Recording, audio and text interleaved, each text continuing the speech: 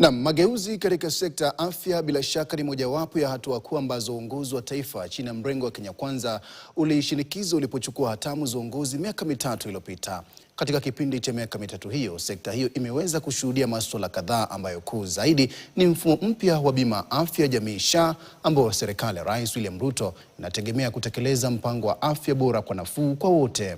Katika makala yetu maalum ya miaka mitatu utawala wa Rais William Ruto, mwanahabari wetu Gloria Milimu anamulika ama anaweka kwenye ratili utendakazi wa serikali ya Kenya Kwanza hasa katika sekta ya afya nchini.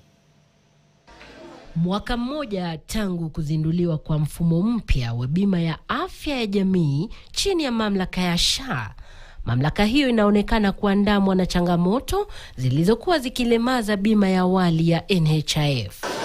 Kutoka hospitali nyingi kuwa kwenye hatari ya kufungwa kutokana na kutolipwa kwa deni la SHA hadi kwa Wakenya kutoweza kumudu gharama ya matibabu, changamoto zinazotishia sekta ya afya zinaendelea kudhihirika.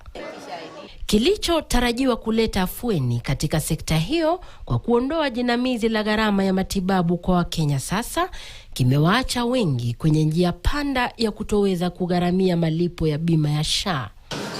Haya yote yakitendeka licha ya serikali ya Rais William Ruto kuahidi kuimarisha sekta ya afya na kurahisishia Wakenya gharama ya matibabu.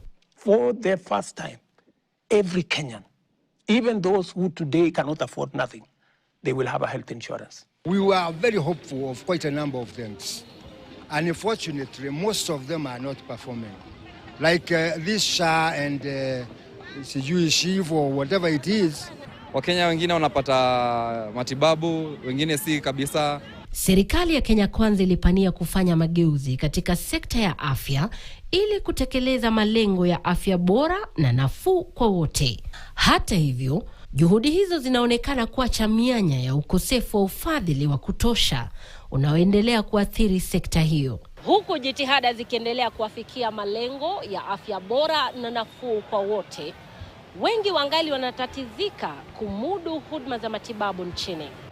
Anthony Mwago, mkazi wa Kahawa Wendani, kaunti ya Nairobi, ni mojawapo wanaoendelea kukabiliwa na jinamizi la gharama ya matibabu nchini. Anaugua ugonjwa wa Guillain-Barre ambao huathiri misuli. Anaeleza KTN hali yake inaendelea kuzoroteka kutokana na kukosa milioni 1.2 ya matibabu. We are supposed to have a certain medication that is the best effective medicine for the condition, but it's quite expensive. Mfumo wa kutoa mchango kwa bima ya SHA ni mojawapo ya masuala ambayo wataalamu wametilia shaka, haswa wale ambao hawajaajiriwa. I was able to pay for the first month and trying to pay the second one. I was told that I can only do partial payments, and the only payments I could do was for 4 months. If 23% is from out of pocket, WHO requirements says that anything that is above 20% is characterized as catastrophic. So we are not yet there. The bottom line of the problem is that SHA as is present is unsustainable. Japokuwa uendelevu wa bima mpya umetiliwa shaka, Rais William Ruto amesalia kusema kwamba bima mpya inafanya kazi na hata Wakenya kuikumbatia. Ila swali ni je, ndivyo hali ilivyo kweli?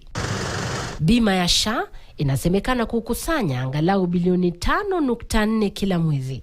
Hata hivyo, fedha ambazo hospitali huidai kwa huduma zilizotolewa kwa wanachama wake ni bilioni 8.7.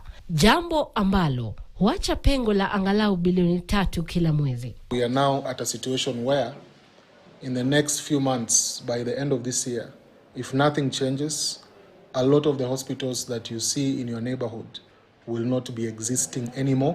Na kadri changamoto zinapoendelea kuathiri sekta ya afya, serikali ya Kenya Kwanza vile imekabiliwa na swala la ufadhili wa sekta hiyo katika kipindi cha utawala wake, kufuatia kudidimia kwa ufadhili kutoka kwa mataifa ya nje. Japokuwa serikali iliweza kuongeza bajeti yake ya afya ya mwaka 2025-2026 kutoka bilioni 127 hadi bilioni 138, wataalamu wanahoji kwamba kuna idara chini ya sekta ya afya ambazo zinasalia kuathiriwa na ukosefu wa fedha za kutosha. Hali kadhalika, kumekuwepo na msukumo wa kutaka ugavi wa fedha za sekta ya afya kati ya serikali kuu na zile za kaunti kuangaziwa ili kuwepo na usawa.